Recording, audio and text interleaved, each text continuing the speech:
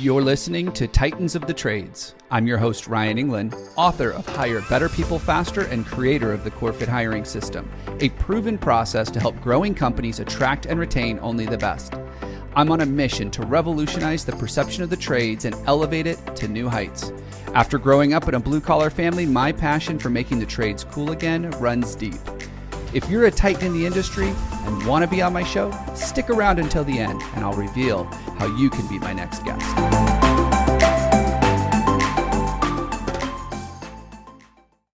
Welcome back. I'm your host, Ryan Englin, and I am talking to the CEO and founder of Protiv, which is a software platform that helps you to motivate, incentivize performance from your hourly workers. And I know what you're thinking right now.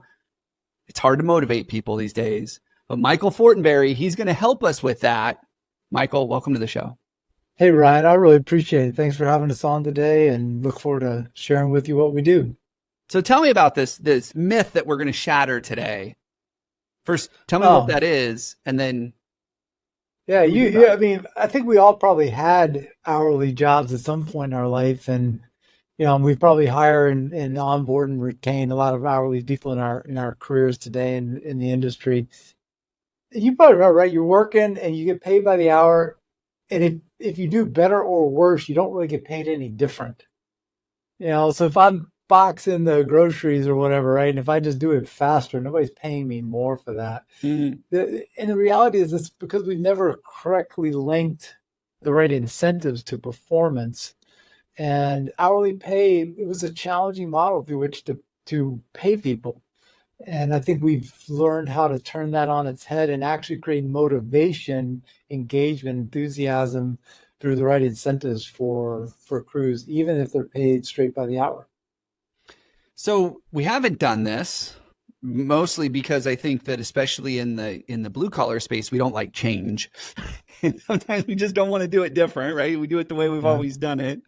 But also I think that there's some complexity, or at least perceived complexity, in doing this. So help unpack that. What's that look like? And what have you found that we can do? So hourly pay, it's a legal structure under which we've had to work now for around 100 years or so. Think about prior to that, we actually just paid piece rate. But piece rate has both quality and legal challenges to it that make it not practical in today's environment, certainly in the US, Canada. What we have found does work, and the evolution of technology has made this available, is to link incentives to it where you get variable compensation if you overperform.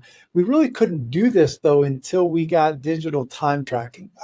For us to practically apply a variable incentive, I need to know how much did you think you were going to spend and how much did you actually spend.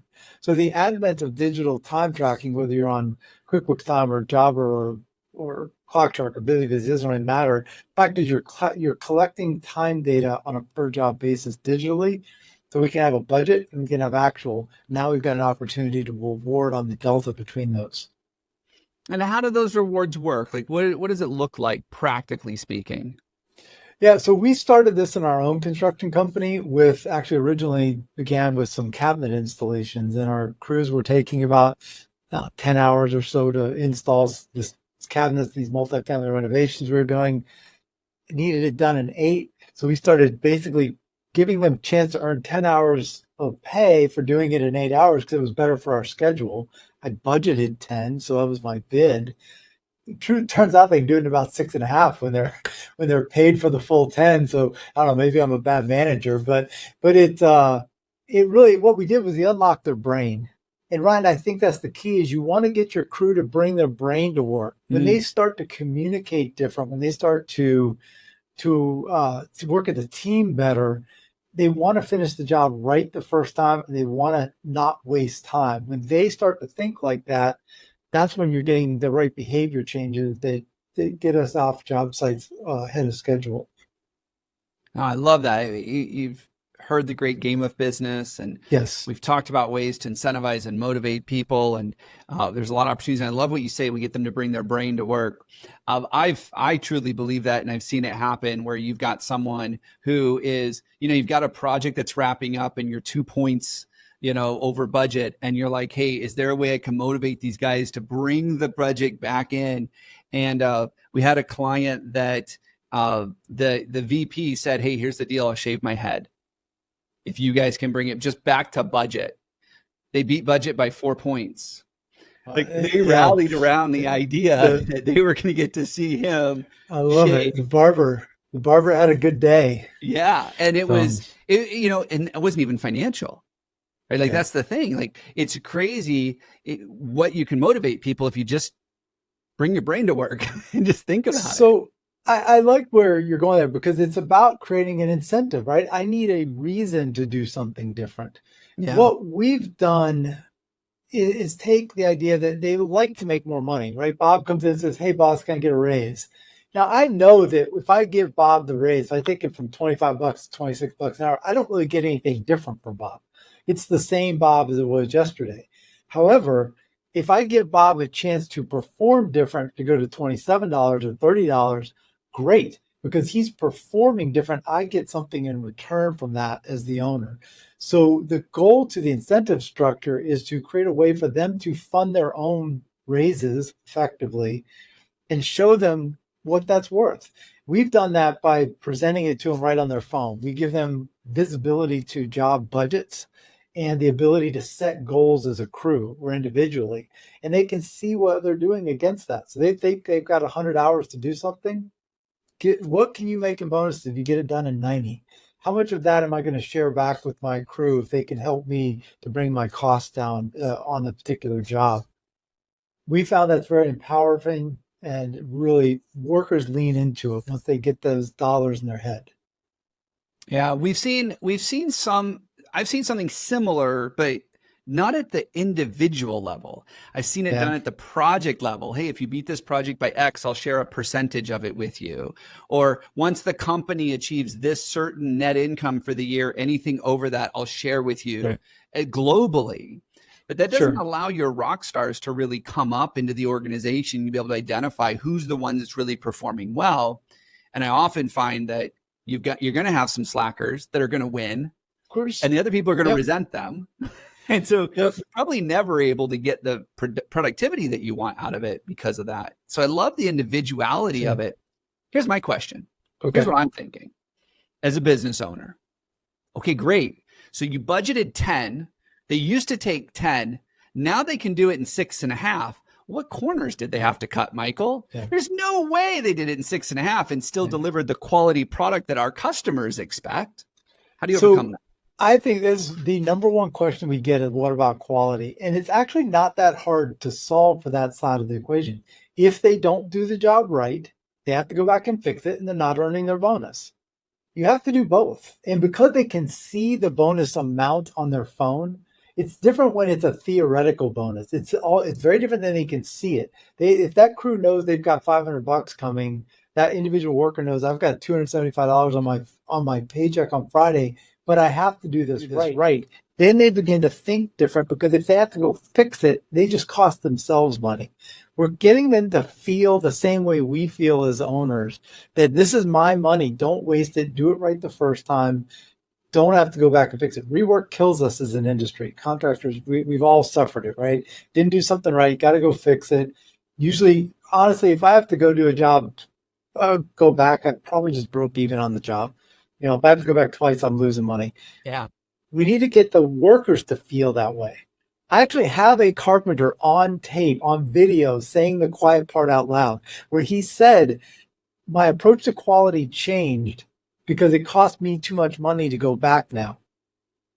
Like, whoa, the guy's name's Frank. Like, well, welcome to our world, Frank. Welcome to the ownership side of the table. Yeah. I think that's really amazing. I also believe that paying quarterly or annual bonuses is not impactful for your crews. They don't think like that. They think about Friday. Yeah. Baby needs shoes. How much do I make on Friday? And they think in terms of their hourly wage. So we always translate the bonuses into their effective hourly wage right on their phone. So they see, that's how they see it. That's how they think we value them. They wear it like a badge of honor. And if you pay them $25 an hour, they think, that's how you value them. So if they see $27 an hour, because of their bonus, wow, I'm valued more. Oh, and I think I'm just thinking of some of the implications of this, right? So we have them working less, which means you're not paying overtime anymore. Like, talk about Amen. the extra benefit to you. Amen. Because every time I've seen rework have to happen, guess what? OT. Usually it's someone's over 40 hours already by the time we get Yep. to the rework part of the job. So we got rid of that, but we're also letting them know we value you at this level. It allows them to, and I'm not a big fan of the ranking model, but it does allow people to say, oh, look, I am a top performer in the organization. Be able to Yes. see that. There's some pride associated with that.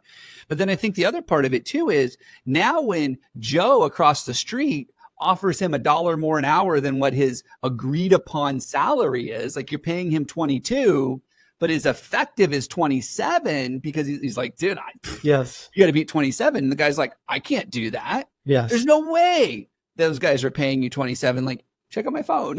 Like, here it is. My effect, because I'm that good. So now it's your interesting. top performers stick around. It goes into the way you recruit. It goes into the way you retain your best workers. It goes to how if they want a raise, how do you even decide whether to pay them? Now you have data based on their level of production across the jobs they're participating in. What are they worth? If you pay them $25 an hour, but they continuously make 30 and he wants to raise to 27 because it makes him feel better, no problem. He earns it anyway.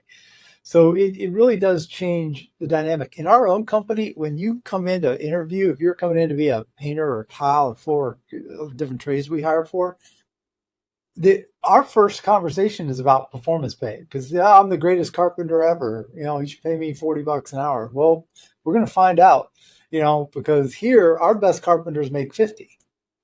Because they're good at what they do and they deliver the projects on time. They don't waste time. They're efficient. You can always tell their job site's clean and organized, and they're methodical because they work with their team to be efficient. It's a real evolution of the way we compensate workers in the trades.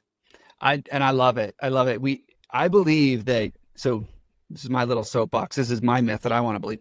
I believe we have a labor crisis in the trades. Yes, amen. I don't believe we have a labor shortage in the trades. I think that there are plenty of people that want this work.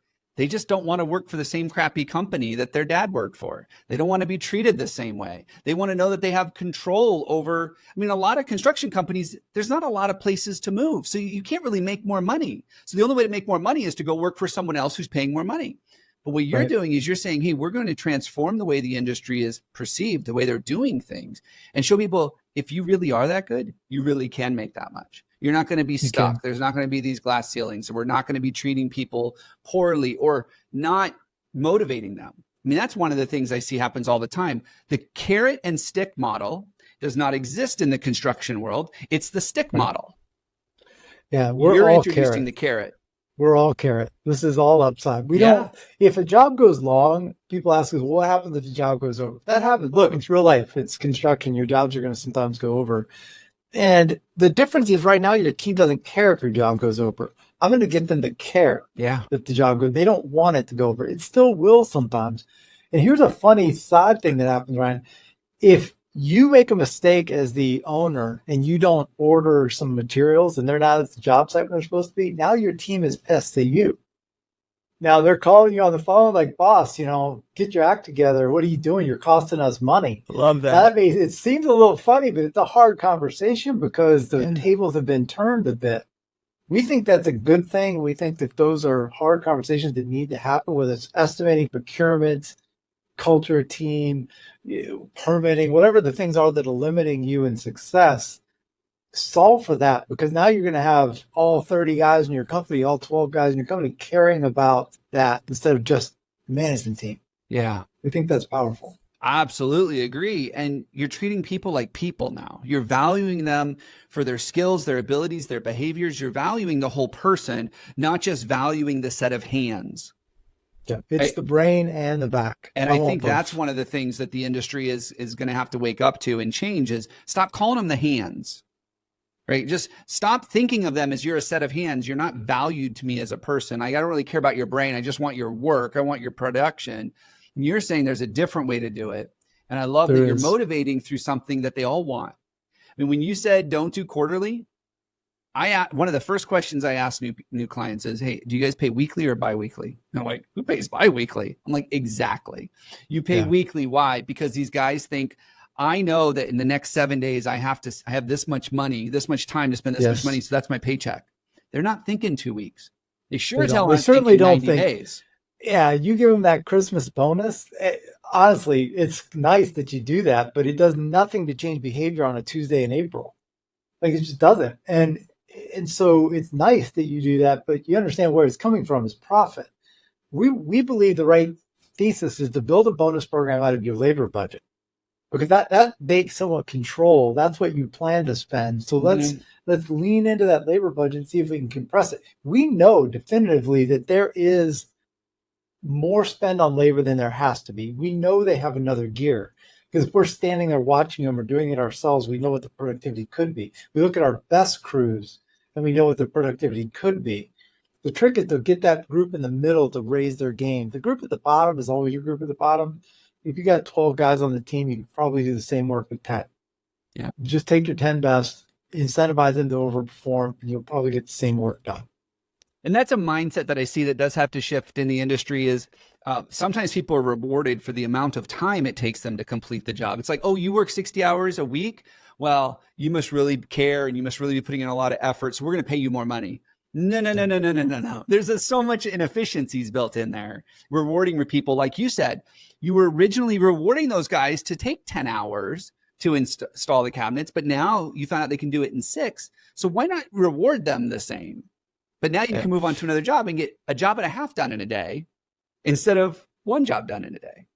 Our industry has for years wanted to use performance-based pay or the old school piecework structures. It's always been hard to do because there's a lot of Excel or spreadsheets or tracking. And what if Bob worked 40 hours and Sam worked 30? Who gets paid how much? And what if one job goes over and one job is under?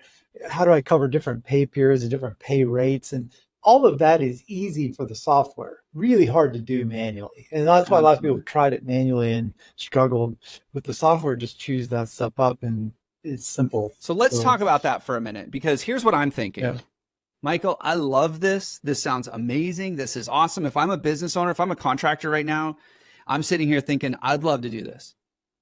But that first step, how do I get started? You're talking about this software, cold start, new technology. It has to integrate with my current platforms. I have to change the way I think and maybe the way I track. Like, what do we do? Like, it just seems huge. Help me break that down. Yeah, if we back up, we're integrated with a lot of the platforms that your listeners probably already using. So whether it's tools like Jobber or QuickBooks Time, we can move data with Builder Trend, Arbor Gold, and Aspire on the landscaping side. There's a lot of platforms through which ClockShark tracking time. We're already tied to those platforms, so our implementation in those integrated environments is about 10 minutes. That's from the time that you get on. We're going to spend about 10 minutes and set your software up with you. We're going to probably spend another hour on the phone with you, helping you culturally get ready to launch a performance pay system. The software is simple. The software, you'll turn it on and use it the next day. It's that quick. The harder part, and what I would encourage anybody who wants to go down these roads, whether with our software or just on your own, is be ready for the cultural side of what it means to pay people based on the way they perform. Those questions about, hey boss, the materials weren't here on time, so do I still get my bonus? How do you handle that? How do you handle workers who refuse to get into the culture of it and participate? Their coworkers are now mad because they're slowing them down. How do you handle that conflict? How do you communicate the incentives? How do you talk about the rewards? How do you discuss budgets with a team that you may have never talked about budgets before? So we help with a lot of that culturally and sharing best practices. Our system is very flexible. What the architecture is kind of, how do you want your bonus program to run? We have some great best practices to share. And I think we got clients from small landscaping companies to big road building companies. We don't really care what the trade is.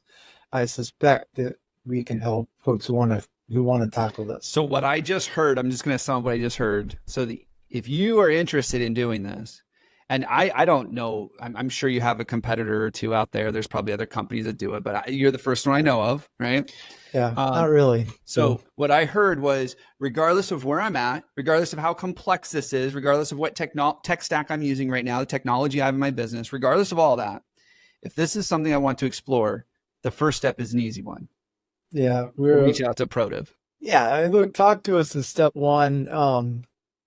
We can help. This is what we do every day, and we speak contractors, so we get most of the problems you have. We probably had the same ones ourselves. Yeah. Building our companies. So, it's funny because sometimes you think you're different because, well, I'm a plumber in Ohio, or I'm an electrician in California, or I'm a road builder out of San Antonio.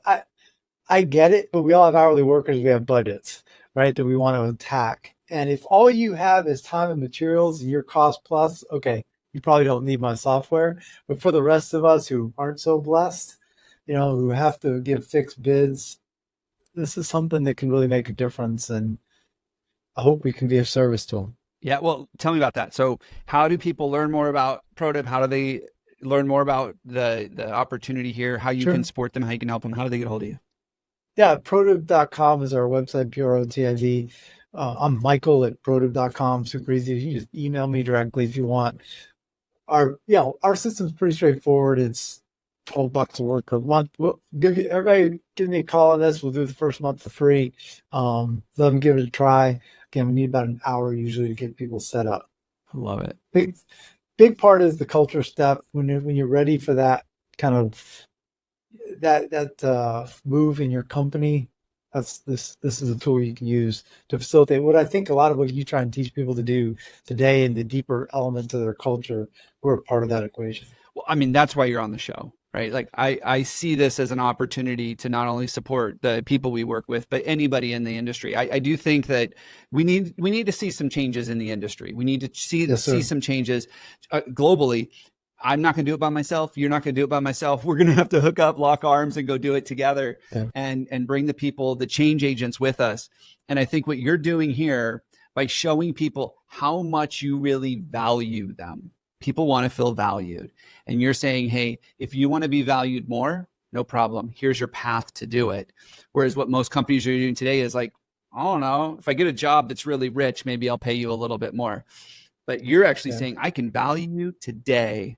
And here's the path to do it. And you have complete control over what you're worth to the company, what you are going to take home at the end of the day. It's entirely up to you. And we're giving that autonomy to people. And I love it. No, I think you're spot on, Ryan. You said a minute ago, there's this not necessarily a crisis of having enough people. We definitely have a labor crisis of the sort. We don't have enough execution power within our organization today. We're not delivering jobs on time. 30%, I think, of construction projects finish on time, on budget. And some people laugh when I say that. Yeah. So there's an opportunity for us to close some of that gap, and about 800,000 workers worth of capacity that we need in this country. That's today. 10 years? Today. And only getting worse, right? It's not getting any better. Yeah. You see all this gray hair? We're getting older at this. So we're going to need more. We're going to need more output from the teams we already have. And that's where I think we can help. I definitely think this is something to look into. So if you're listening to this and you thought, hey, I need to do something different. I need to differentiate myself. I need to be able to pay my guys what they're really worth, so they're not leaving down the street for $2 more an hour because they think it's the same. You owe it to yourself and your team to check this out. Michael, thank you so much for being on the show today. This was amazing. It's got me thinking about different things and just some ways that we really this can transform the industry. I think this kind of thinking, Ryan. Maybe not necessarily just the software, but the thinking behind it, which is what you said your team helped support them with. And we're going to do the same thing over here at Core Matters. So, Michael, thank you. All right, Ryan, grateful. Thank you again.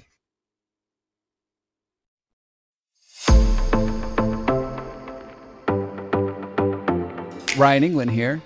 Thank you so much for listening to Titans of the Trades. If you're a titan in the construction, manufacturing, or skilled trades industry and would like to be a guest on my show, please visit podcast.corematters.com. If you found value in this interview, would you share this episode on social media? Just do a quick screenshot on your phone and share it with a friend or post it on social. And if you know someone that would be a great guest, tag them on social media to let them know about the show and include the hashtag Titans of the Trades. I love seeing your posts and guest suggestions. We are regularly putting out new episodes and content. To make sure you don't miss any episodes, click the subscribe button. Your thumbs up, ratings, and reviews go a long way to help promote the show and get me one step closer to solving the labor crisis facing the industry. Want to know more about how we're doing that? Go to our website or follow me on LinkedIn. Thanks for listening.